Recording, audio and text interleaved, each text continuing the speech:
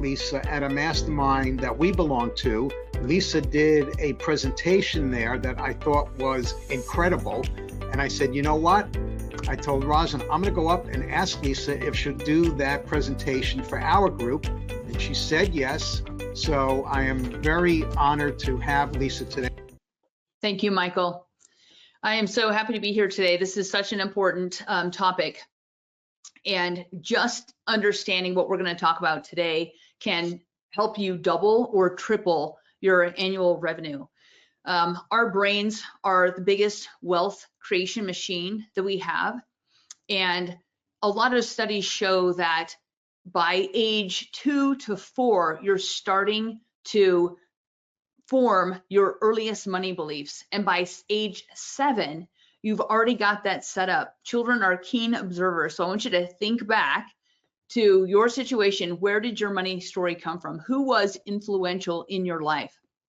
And as children, before we even really know what money is, we've already started to form beliefs about how the adults in our lives, how the important people in our lives think about money, how they react to money, what's their emotional state of being. Is it fear? Is it stress? Is it happiness? Is it neutral? And so as small children, we start developing these ideas around money. By age 7, it's pretty, you pretty much have an idea, and these ideas that we form follow us into adulthood. So I want to talk about the deserve level today, and what it is and how it impacts us and why it makes it so that we either are able to earn a lot of money or we feel kind of stuck, maybe like we're in a cycle of where I want to have something, but I can't quite get there, and I'm feeling maybe some resistance, or I feel like I'm living the same, Groundhog Day, I'm living the same day over and over, and I keep seeing cycles and patterns come into my life. And the reason that happens is because each of us has a deserve level, and it determines how much we earn and how much of the wealth that we earn, how much of that do we keep. So we have, everyone has a deserve level, and it's subconscious. So we're not going to beat up ourselves about subconscious beliefs. They came from somewhere. We're just going to bring them to the conscious awareness so that we can start changing these and raising our deserve level to meet the expectations and the desires that we have. So what is it that you want? Where are you at right now, and where would you like to be? So I want you to think about that as we go through here. So this idea of a deserve level. Deserve level, let's talk about what a deserve level is. So it's a subconscious set point. So what's okay for you to have as far as health, wealth, money, relationships. We have different deserve levels. So you might do really well with your deserve level with health, but maybe you're struggling to raise that deserve level around wealth, either what you earn or what you keep. And those are two different things, and we'll talk about that. But sometimes people are comfortable earning it, but not comfortable keeping it. And I'll give you some case studies as we go along with clients that I've worked with and some of the things that I've seen.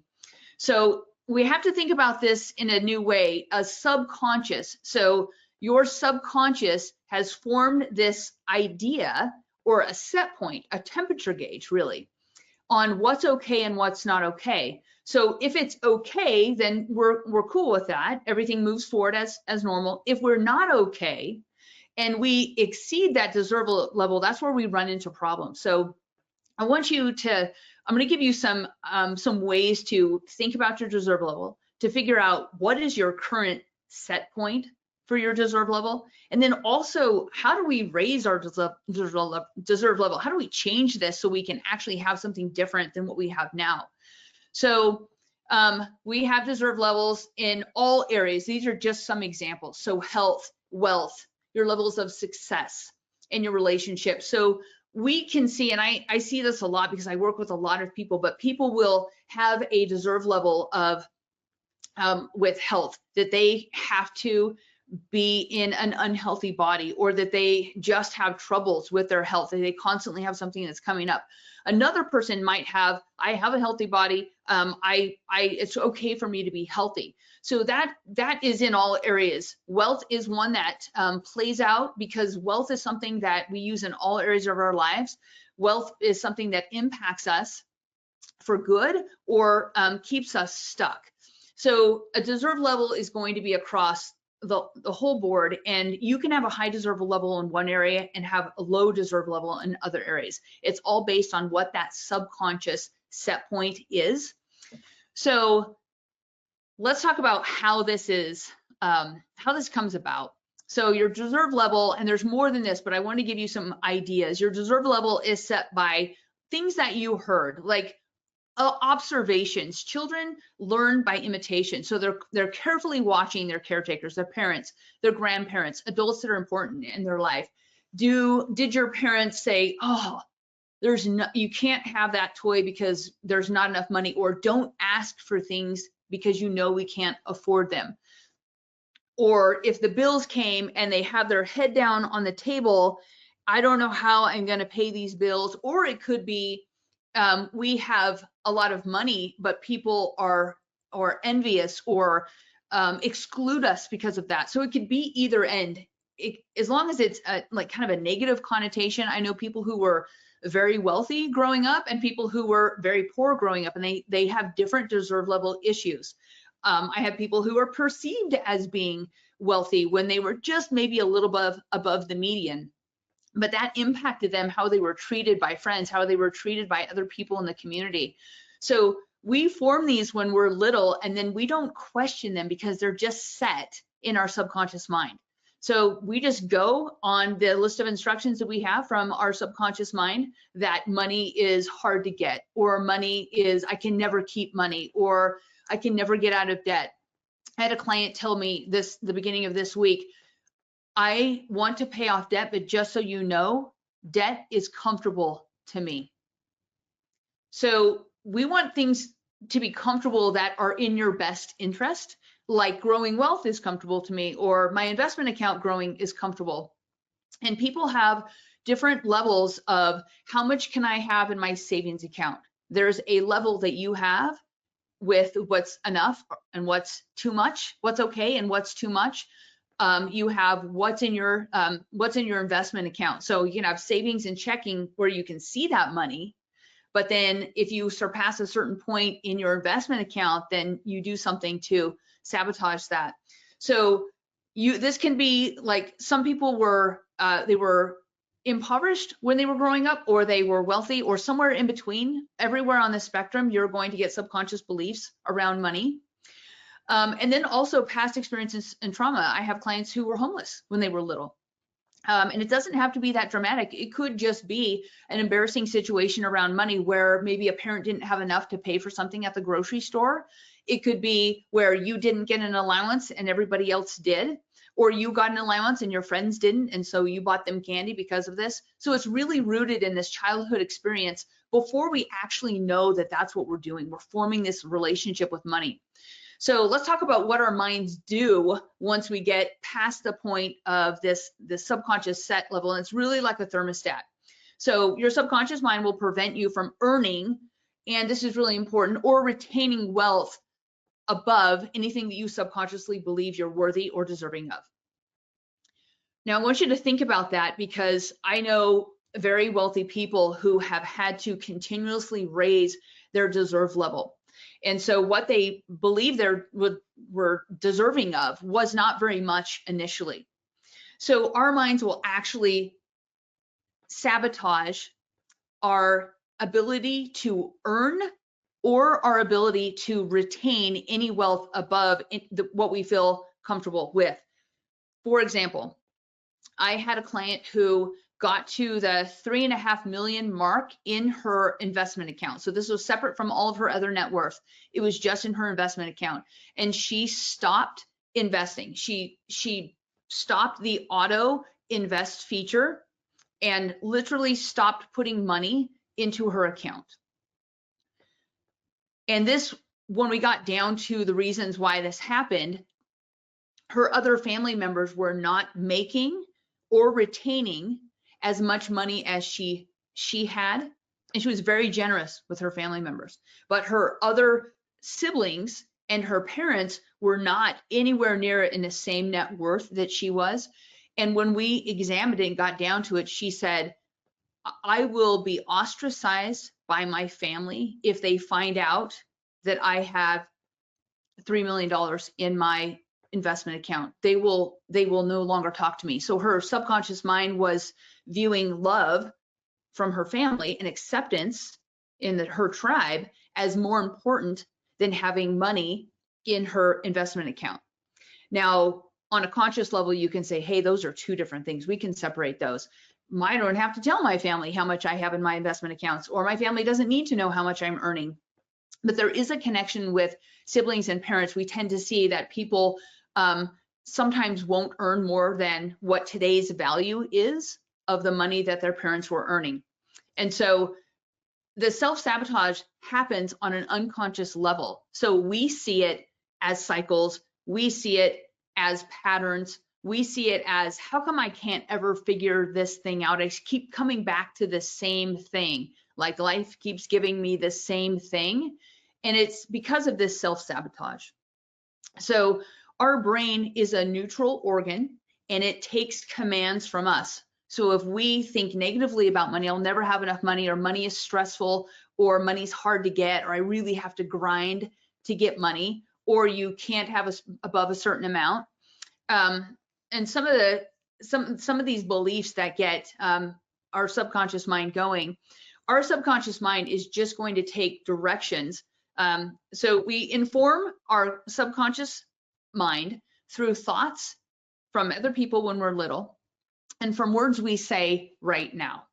So if I were to say money is hard to get, or money is stressful, or I'm never going to have enough money, things like that, my subconscious mind is going to be informed by that, and then it's going to execute in order to make whatever I've said true. So the opposite is true as well. I can say, within a few years, I'm going to have I'm going to accomplish my goals. I'm going to be able to design my own life to make it so that I am just full of joy and happiness every day. One of the things I actually believe about myself is I believe that I'm an attractor for money. I believe that money finds me. And so that is literally one of the things that I believe that works for me in making it so that I literally find money everywhere. Now, I'm not on the ground looking for money. I'm not looking, for money, but I often find money, to the point where my nieces and nephews are like, you could live on the money you find. Now that is not true. But often when I'm with them, I'll just, say there's $1, or there's $10, or there's $100, or there's $50. Even in seats at plays, when I go, my nieces and nephews will laugh, and they're like, Lisa, there's like $10 under your seat. And I said, keep it. And they said, no, money is attracted to you. So this is something that I've taught other people. And so whatever your beliefs are, your brain is going to execute and make true. So if you believe I am not worthy of making over, whether you're just starting out or whether you have a 7-figure business, we all have these subconscious set points that are keeping us where we're at. So I want you to answer this next question. I want you to think about, there's a couple ways to find out what your subconscious beliefs are. So the first exercise is, what amount monthly? So this is overall revenue, and it could also be your take home as well. In overall revenue or in take home pay, what amount is comfortable for you? Now, when I first say this, most people are like, oh, Lisa, I could be comfortable with, $1 million take home, or $1 million a month. And I know people who are actually at that point. If you're not actually performing at that level right now, then there's probably some subconscious beliefs that are making it so that you can't accomplish that goal yet. Often I'll start with, could you earn, let's say, $30,000 a month? Could you earn $100,000 a month? Could you earn 12 million a month? And I know that's a wide spread, but I want you to say, and I want you to watch for like a visceral reaction, because that's how we kind of tune in with our subconscious mind. People will always say, oh yeah, I'm comfortable with taking no matter what home. If someone gave me $1 million, and now we know all of the studies from people who win the lottery, but let's talk about this for just a second, because this is really important. So if I say that I'm comfortable, and I'm going to use kind of a median, let's use $100,000 a month, right? Let's just throw it out there. If you have more zeros or less zeros, you can add or subtract. But let's start with 100,000. if I'm comfortable taking $100,000 in, after everything, this is my take home pay, this is being deposited into my account. If I'm comfortable taking 100,000, somebody who says, yes, I'm definitely comfortable, they might not actually be to that point. And how we know that, and I often do this with my clients, is I'll just keep going up the ladder. Are you comfortable with 50,000 a month? Are you comfortable with 100,000 a month? And eventually they start getting a little like, and you would think that there would be no upper limit, right? You would think there would be no upper limit, that if I gave you $2 million a day starting tomorrow, that you would be fine with that. And most people are like, yes, bring it on. That's not actually the case, because our minds do not work like that. And so what will happen is, the first time somebody earns in a monthly amount, take home pay or overall revenue, what they believe to be above their deserve level, they actually end up on the couch, literally in the fetal position, and then they stop doing what it is that brought that money in. And then they, maybe for a month-ish, or they stop like sending the emails, they stop following up with clients, they stop doing the things that were bringing in the money, they stop running the ads all of a sudden that are bringing in this money, until they don't earn money for a little while, and then it equals out to what they were earning before or what they're comfortable with. I have seen this over and over again. And so there's a struggle with financial success, as much as there's on the upper end, meaning I'm earning more than I feel comfortable with, as much as there the struggle to earn more. And I believe they're the same thing. So the struggle to earn more is often rooted in, it's beyond or above my deserve level. And so subconsciously, I'm going to thwart my own success or progress. And if any of this sounds like it's ringing true to you, I want you to say, with what I have now is my current comfort or deserve level. I'm comfortable with what I have now, and you might be pushing that a little bit. And we're going to talk about how to raise your deserve level, but it's really important to understand the psychology of money. How do we get to neutral on money? We can continually move up our deserve level, but if we don't change it, we're going to be hitting up against that ceiling, continuously wondering why we can't get to the next level, and being so frustrated, feeling frustration, feeling I just don't know what to do. But unfortunately, our subconscious minds are not on board, and so we're sabotaging ourselves. This may sound familiar to some of you. So let's do this little, I want you to answer this question. If you were, on purpose, you wouldn't do this, but if you were to sabotage your goals this year, how would you do it? I just want you to jot that down. If you were to sabotage your goals this year, how would you do it? And so that's sometimes we find that this is what we're actually doing. So the whole point is not to say, how are we going to sabotage our goals? It's only to bring up, what are those deserve level issues that are preventing us from making more or going to the next level that we see? Because as entrepreneurs, as business owners, you're trying to get up to your goal point from where you've come from. So no matter what you're earning in revenue or take home pay this year, wherever you're at, you always could do better. And it's not about a race to the top or how much I can accumulate like Scrooge McDuck. It's actually just allowing yourself, what's the natural process of, if you had a deserve level that was higher, it would be less filled with effort, it would be more effortless, and it would be less of a struggle, and you wouldn't be fighting yourself. So the overall goal of this, we want to start with the end in mind, is to allow you to maximize your growth and not limit based on some subconscious set point that was set when you were 7. So let's talk about the difference between money and wealth. We're gonna shift gears just a little bit. So I want to highlight the difference between what is money and what is wealth. So money is something you have to keep earning over and over again. It is, you have to, it's not sustainable, right? Because you're going to have money, then you're going to spend money. So money just keeps, like, I just have to have a fire hose of money coming in, or I have to have a supply of money. So the difference between money, something you have to earn over and over again, is wealth. And wealth is money put to work. So Wealth earns more money and wealth creates more wealth. So it's really important to understand that earning and retaining and growing money are entirely separate things. So entrepreneurs tend to get into an idea of, I can always earn more, right? So we want to talk about this concept of earning money and then making your money grow for you. So earning money and spend it all, rinse and repeat. Some people are really good. Let's talk about the two ends of this stick of scarcity. The first end is, I don't earn a ton, but I hold on to every single thing that I get. And that's a chokehold on money, because I'm not gonna earn very much, but I'm gonna keep every single dollar as much as I can. That's one end of the stick of scarcity. The other end, and I see this a lot with people who weren't raised with, well, I see it all across the board. People who are raised with impoverished conditions, or where there was a feeling there wasn't enough, or maybe they had enough, but money had no value to them. So one end of the stick of scarcity is, I don't earn as much as I want to, but I hold on to everything. I know where all of my money goes. Now, that's not a bad thing. We're just talking about this stick of scarcity.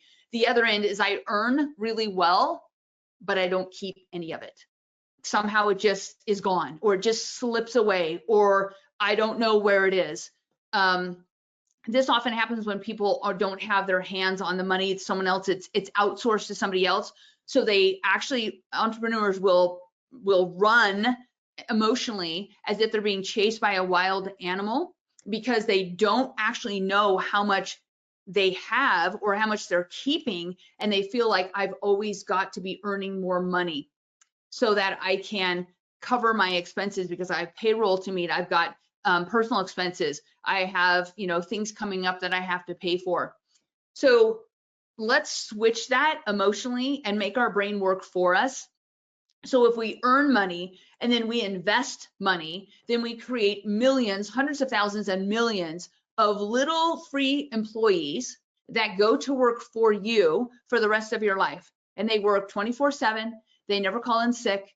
They don't complain about new policies. They don't quit and move to another state. They just keep working for you. And the cool thing is they get married and have baby dollars, and then they have grandbaby dollars that keep compounding and working for you. So if we can get into I earn money and then I invest money, so then that money works for me, that allows your central nervous system to relax as an entrepreneur, and it takes away some of the ups and downs that we experience and the stress that we experience. So putting money to work is creating wealth. I don't want you to be on the money hamster wheel. It would be much more enjoyable with your time as an entrepreneur if you can put your money to work for you. So this is the game that we play as entrepreneurs. I can always earn more money. But this is I'm being chased by a wild animal. And it's probably true, you can earn more money, but it's a stress response. It's not like, I am really successful. It means that I just blew a bunch of money. That's what that line means. I just blew a bunch of money and I have to start over again. So approaching this from, how can we have the end in mind, which is investment. So becoming financially independent in the background while you're still doing what you love. So entrepreneurs are playing this game, but it's a cycle, and you never actually attain what you want because you're starting over again. So I've seen people who will earn $2 or $3 million and then they blow $2 or $3 million in a period of 2 to 3 months, and they have nothing to show for it. And so they have to go back to the drawing board of, I can always earn more money. And while that may be true, that is literally like running through life being chased by a wild animal that's trying to get you, versus I'm going to take some of my money and I'm going to invest that. Now, why do we play this game?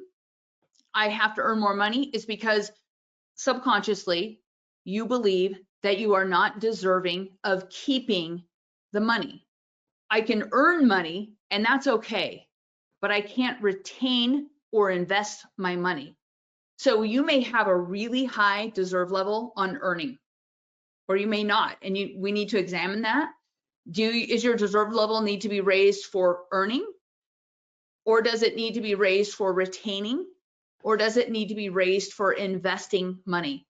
So the happiest entrepreneurs that I see and work with are ones who put their money to work for them. And yes, you can earn more money, and yes, you can take on a portion of that future money and put it to work, but you're not starting over. We see examples of people who live this idea, and at 80, they're trying to start over again because they've played this game of I can always earn more money. And it's just a deserve level problem. That's all it is. And we can actually fix this. So we can get off of this, this continually stressful and like I'm constantly thinking about everything because I don't have any money left at the end of the month or the end of the quarter, or cash flow is always kind of like a stressful thing. So let's talk about what this pattern of self-sabotage looks like. So people will spend everything. Sometimes they'll give it away because it feels good and it looks good. It looks good to their spouse. It looks good to other people. It looks good to the organization that they've given the money to. So if we spend everything, then we bring that uncomfortable, I've got $1 million. I've been told this before. I have $1 million in the bank. And I'm like, why is it just in the bank and not invested? Because they're trying to hold on to it. And they believe the scarcity mentality is that there's not going to be any more money coming.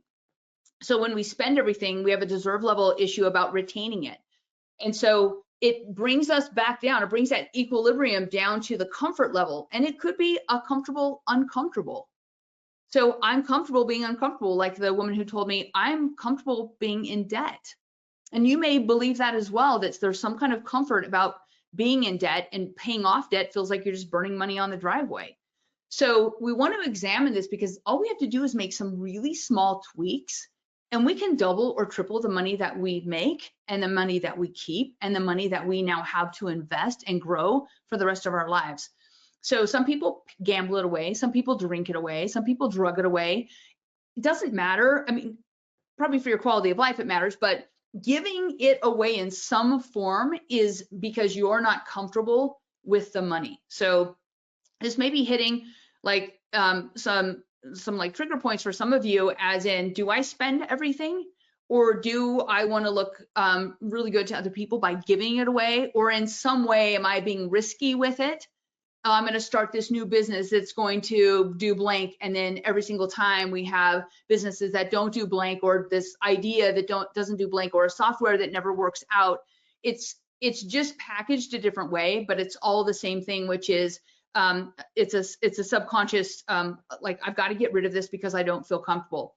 Now, on the conscious level, you would not think that this would be the case, that of course people would be comfortable with money. And that's where we see when people who don't have the correct mindset and also don't have a way to invest or deal with money, and they think about money in with negative connotations, like lottery winners who receive a lot of money but have zero training in what to do with it, how to invest it, and their deserve levels are obviously not in tune with that amount of money coming in at one time. So they'll, within 5 years, all of this study shows that they're actually miserable. Some of them are back at their original job.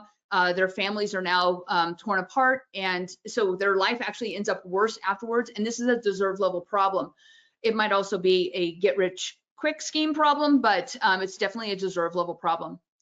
So anytime health, wealth, success, and relationships, I've seen people start to ruin their marriage because they don't deserve a happy marriage. I've seen people, as I told you before, stop investing, or not ever get to that point of investing, or stay in the cycle of debt, meaning I'm going to go into debt for 6 months, and then for the next 6 months I'll pay it off, and then I'm going to go into debt for 6 months, and the next 6 months I'm going to pay it off, or not contributing to any kind of retirement plan. All of these things are our subconscious mind is saying, okay, this feels a little uncomfortable, so I need to bring it back down to where I'm comfortable and where my set point is, like that thermostat. So we want to get with, I feel like the people who make the most money and have the best relationship with money believe money to be neutral. So they don't, it's just a form of exchange, right?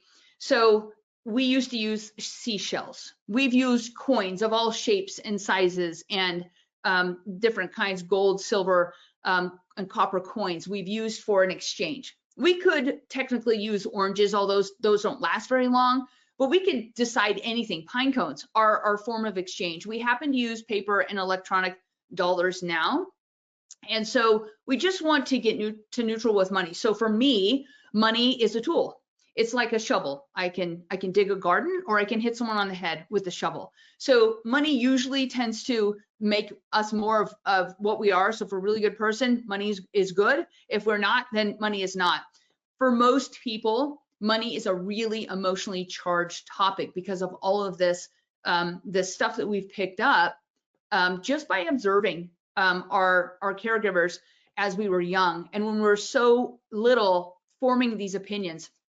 So let's talk about how we reset this. Let's just raise this so we can fulfill our maximum potential on this, and we get out of this struggle, this constant struggle with money. So you can actually raise your deserve level, and you're not going to do it once. You're going to do it continually from now for the rest of your life. You're just going to raise your deserve level. And you can raise it in money, you can raise it in happiness. We're going to talk about finance. So how do we raise this deserve level? How do we make it so we're comfortable with more overall earnings, monthly earnings? You know, we want to raise that set point for what we're comfortable with. So I'm going to give you a little exercise, and I want you to spend some time with this later. You can write this down right now if you'd like, but I actually want you to spend some time with this because this is really important. So just do these 4 things. It's actually a pretty simple thing, but it needs to be repeated because, again, we're retraining our subconscious mind, and our thoughts and the things that we say inform our subconscious mind. So number 1, what's your earliest money memory? And is it positive or is it negative? Was it with a friend? Was it something that grandpa said? Or was it like at a dinner table or in a grocery store? So what's your earliest money memory? That's the first thing that I want you to write down, because then we start to realize, okay, I think I can kind of work back in time and figure out why my deserve level is set at the set point that it is now. So one example is someone who was living, one of my clients who was living in a smaller town in the US, and they were, the neighbors felt like they were wealthy. And so the neighbors, the kids, would tease my client and say, you're wealthy. And so this led to like using all of the money that they had to buy off their friends, basically with candy, and bribe their friends so they could still be friends. But that set a lower deserve level than what this person is capable of. And so this person gives away a lot of money because they don't feel deserving of it. And they also feel like they're not going to be accepted in their community, in their tribe, with their friends if they have too much money. And this was formed when they were like 7 to 10 years old, but they're still acting this out today. The person I'm talking about could be a billionaire, but they're not, because they keep giving it away. I'm going to give this to really good causes. Number 2, who's the person who helped form this belief? Usually we have one person we can kind of point to, and it might be a couple people, but I want you to write down who was the person that helped you form this belief. And it could be a good or it could be bad. And if you had money, it doesn't necessarily mean that you have positive connotations with money. And if you didn't have money, it doesn't necessarily mean you have negative connotations, but we all have associations with money. So you can do a little exercise. You can have a conversation either with this person, or you can have a conversation in your head with this person. If it's not a safe place to talk about money, even with them today, then I would just have this conversation in your head. We're going to do 2 steps on number 3. The conversation is go get permission from this person. Now, they're likely in the same situation that they were before. I'm going to give you an example of something that I did. So with my dad, I went to my dad and I said, hey, Dad, are you okay if I earn like $1 million a month? And he said, yes. And I said, are you okay if I earn $2 million a month? And he said, yeah. And I said, Dad, are you okay if I earn $12 million a month? And he said, Lisa, I want you to earn as much money as you possibly can. Now, I do this actually with my dad periodically, about every 6 months, and he knows where we're headed with this, but I want to get permission from him. Ultimately, you want to give permission to yourself. So if the person is unsafe with money and they're still struggling with a negative mindset with money, we don't need to go and talk to that person. We're going to just examine the situation. What happened? What was the scenario? Can you remember back to the place where you started hearing, or maybe a family thing that's passed down that everybody says in your family about money? Or maybe it was, people have aunts, uncles, grandparents that help them form this belief about money, that it was hard to get, or that it's easy, it just goes away and we don't know where it went. Ultimately, I want you to give yourself permission, and to whatever it is. I just went with 12 million a month because I felt like that would be a good stretch goal. 12 million a month into my account, not annual revenue or monthly revenue, just into my account. So $12 million into my account monthly. I want to keep pushing up my deserve level. And I want you to pick a number that's suitable for you. How do you push up this deserve level? First of all, bringing your unconscious thoughts to your conscious level is going to help tremendously. So just being aware of where your money story comes from is going to allow you to work through this. I would write this down on paper, because the connection between our brain and us writing on, you can type it, but there's a tactile experience with your brain being connected to, I'm going to write this with a pen on paper. And so I think it's worth the time to invest in spending 20 minutes and writing down, what's my earliest money memory, and anything, actually getting anything out. What are my parents? What are my friends? What do I believe about money? Or you could even fill in money is, and just fill in that blank. Money is, and it's stressful, it's fun, it's like, there's never enough.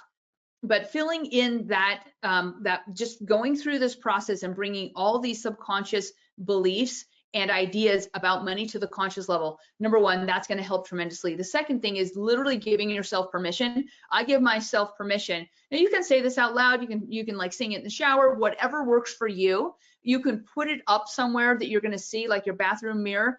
But you need to come up against this, because we've spent, however old you are now, that many years telling yourself, repeating and teaching your brain, money's hard to get. I have to really grind to get money. I can't save any money. I don't have any investments. I'm going to have to work forever. We've been telling ourselves this for years and years and years. So we need to undo that by feeding and informing our subconscious mind on what it is we want. So whatever we focus on grows. And I want you to focus on raising your deserve level. And we're not going to try to go from, like 500 to like 5 million. We're going to go to the next natural step, and that number will just come into your head. So what's the next natural step for you? Because we're just training our brain. I move my deserve level. I accomplish this goal. We celebrate. Then we move it up a little bit more. I set this level, then I accomplish this goal, then we celebrate. And we just keep moving up incrementally. Our brains are actually triggered by fear if we take something that's really, really big and we go from 500 to 5 million. Your brain's just going to reject it and say that's not possible. If you go from, like, let's say you're earning currently 100,000 a month, and you go from 100 to maybe 120 or 150 a month, and that can be take home or annual revenue, or excuse me, monthly revenue. Do the next step, because if we take small steps, that does not trigger a fear response in our brain. And if we trigger fear in our brain, then we start going back to the lizard brain, and we lose our ability to be creative and to also think through and reason. So we want to do something that's right above where we're at, and we know we can do it. It's a little bit of a stretch. We're not going to do something we already are accomplishing. It has to be above, but we need to be careful and work with our brain and not against our brain. So we reset the subconscious beliefs. We take small steps so that it doesn't trigger fear, and we don't go into the lizard brain and then just shut down. We take small steps and then we accomplish them, and that teaches our brain and informs our subconscious that we can do this. And then it actually gets easier and faster as. So I want to talk about what is your financial goal this year, and you can just jot that down. Like, what would be at the end of the year on December 31st, you would be thrilled to have accomplished in your business in 2025? What is that number? So, and I also want you to consider, is your deserve level impacting your ability to get to that level? So what's your financial goal? And usually people can come up with that like really quickly. What's your financial goal? And then how is your deserve level impacting right now, currently impacting your ability to get to this next level that you want to be at? And it needs to be something that at the end of the year, you would be like, yes. So it needs to be something that you know that you stretched yourself and you did really well. All right, let's talk about some real life stories. So I've shared case studies as we've gone along. I have seen people with deserve level, and again, we're going to talk a little bit about fear because fear plays into this. So again, what we focus on grows. So I want you to just leave fear in the dust, but we're going to talk about what this looks like, and maybe you can relate. In 2008, when the market was going down, it hit the bottom of March of 08. I had a couple colleagues at the time who were very fearful. And so for 4 months, I had been talking them out of selling their investments, completely selling their investments, because they said, I am losing my life savings. And something that was a paper loss as the market going down, they turned into a real loss by selling at the very bottom. And of course, when they sold at the very bottom, of course, the market then bounced up and had a full recovery. And then 14 years of a straight up trajectory. So fear, it ruins our ability to reason. It puts us in a survival state. So that's kind of what's happening when your deserve level is triggered. Your subconscious mind is saying, I'm not safe. And so it's going to do whatever it can to make it so that you can get back to your state of, happiness, of comfort. So let's talk about some happy stories with the deserve level. I work as much on mindset as I do with teaching people to invest and grow wealth, because we can't have one without the other. We have to have the mindset. So the first thing we talk about is mindset. So let's talk about some real success stories. People have, one of my clients wanted to retire in 3 years, and he raised his deserve level, and he did the deep work to raise his deserve level. And within a year and a half, he was able to retire. And his comment to me, I saw him the month after he retired at an event, and he said, I have never been able to take a family vacation where I wasn't working on my laptop. Like, we would spend time with the kids and showing them all around. And then at night, my wife and I would get on the laptop and we did payroll and we put out fires and we had to work until like 2 in the morning. So every single vacation had been like that he had to take out his laptop. And he said, I just took a vacation with my family, and for the first time in my life, I did not have to work on the laptop. I was able to be present with my family. So I've had other people who have gone from, I have one client who, she says she and her husband are in a place now where they said, we talk about this every week, saying we're so grateful that we got into this, that we raised our deserve levels, that we started investing, that we educated and empowered ourselves. And they went from basically not spending any money and just working to being able to take the money and invest it. Then they were able to exit their business and get into a bunch of investments. And so they are now financially independent, and their just the passive income that they have exceeds the annual income of both spouses. So there's ways that you can increase your deserve level and make money work for you, and then you do not have a problem as your net worth continues to grow, because you're not working against yourself. So I want you to think about so using your brain. How can you use your brain as your biggest wealth builder? And the first thing is, never say anything about yourself or allow anyone else to say anything about you that you do not want to be permanently true. So that's in all areas of life. You are giving your mind orders. And so it's going to follow those orders. And it doesn't matter what you say. It could be ridiculous, but your subconscious mind cannot filter ridiculous from not. And so whatever you say, you want to focus on. And if you said things like, I've never been good with money, I hear that a lot. Up until now, I've never been good with money.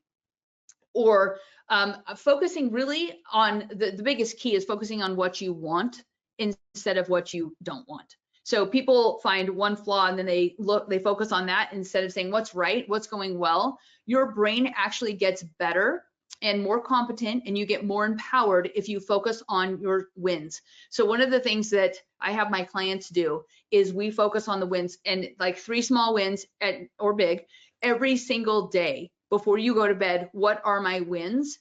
And as you sleep, your brain gets even better about that and starts finding more wins. I have clients who are listing like 15 wins in a day.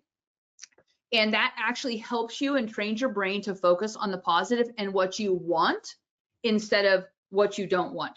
So let's talk about what's your upper limit. So where are you going to start getting triggered with deserve levels? So financially speaking, and you can apply this to all the other areas of your life, and I want you to, but financially speaking, what's your upper limit? What are you comfortable with? And we could argue, well, it's what you're earning right now. That's what you're comfortable with. That doesn't have to be true. So going forward, working with, if my upper limit is 100,000 a month, and I can't seem to break that, or maybe 250,000 a month, or whatever it is, if you can work through that and you're at, hey, I'm at $1 million a month, or I'm at 30,000 a month, whatever your upper limit is, this is what you're gonna start feeling resistance in yourself. You're gonna start feeling frustration. You're gonna start seeing cycles that are repeated over and over again. So that's what bumping up against your deserve level looks like, and that's what it feels like. So are there cycles where you say, this always happens? Then there's probably a deserve level and some retraining of a thought process that needs to happen there. So I want you to think about where you have resistance in your life. Like, I don't want to save money, or I don't want to invest money. I hear a lot, investing is like gambling. And that's because there's deserve level issues, or that's the money story that was passed down through your family, is investing in the stock market is like gambling, or investing in real estate is like gambling. So we have to keep this in a bank account where my money, I might have a whole bunch of money in a bank account, but it's not invested. I see this all the time with my clients. So if you're doing this, then there's some resistance. So we need to work through that resistance so that your money can actually grow. And if your parents didn't invest, or they felt negative about investing, and they just tried to retire on what they had in their savings, but it wasn't growing, that's a very difficult thing to do, because of course, inflation is outpacing what they're going to be getting on a savings account. And for years we had less than 1%. So I want you to think about where you have resistance. And is it a story that's passed down, or is it a story that you combined a bunch of different things and made? But it would feel like a frustration. I want to get to 2 million this year, and I can't seem to get past 850,000, and it could be lower numbers than that. Wherever you're at right now, if you're just starting out, or if you have a well-established business, thinking about where you have resistance. And then I also want you to think about, what are the triggers that make it so that you kind of shrink back, that you are, I'm working towards this, and then I make a certain amount, and then all of a sudden I end up on the couch in the fetal position. And that's a real thing. Like, I'm not making this up. I have clients who are literally, we work with them, and they make this money, and then they have to kind of step back, take a breath, and then say, okay, I'm being triggered because I'm hitting up against this deserve level. And so I can simply just move this deserve level higher. I want to talk very quickly about what you're teaching your kids, or what you're teaching your employees, or what you're teaching your nieces and nephews, or anyone who's close to you about money. Your kids are picking up nonverbal cues from you all the time. So if you say, oh, money is so frustrating, or oh, anything negative about money, they're picking that up and they're putting that into their belief system. So I want you to not only talk positively about money for yourself and for accomplishing your own goals and for raising your own deserve level, but also making the life of your children much easier by teaching them we make money and then we grow our money and our money grows for us, and it's a very happy, neutral thing. We just put our money to work. Just like you go to work, we're going to put our money to work, but our money's going to work and it's never going to retire. It's never going to get tired. It's never going to get sick. And it's just going to keep working for us. So the biggest benefit and blessing you can give to your children, and I talk a lot with my clients about creating a legacy of wealth. If you teach your kids how to ski or horseback ride, they are comfortable with that. If you teach them when they're little, they are very comfortable with that when they grow up. And it's just something normal. Maybe gardening is a big thing in your family. Maybe flying is a thing in your family. Whatever you teach your children when they're young, they grow up with, this is just normal. So why don't we teach our children that growing wealth is just something that's normal? And since my mom or my dad, they feel really awesome about money, they love money, they think money is fun and easy. And so you teach your children that, and then they don't go out into the world with this scarcity mentality or fearing, oh, a job is so hard, or oh, paying the bills is so hard, or oh, my first house is so hard. And they literally believe you, whatever you say. So it can be positive or it can be negative, but they're going to believe you either way. And so creating a legacy of wealth is really passing on this benefit and blessing to our children of that money is neutral and it's fun and it's easy because we've changed our beliefs about this. So your deserve level is the key to your success. And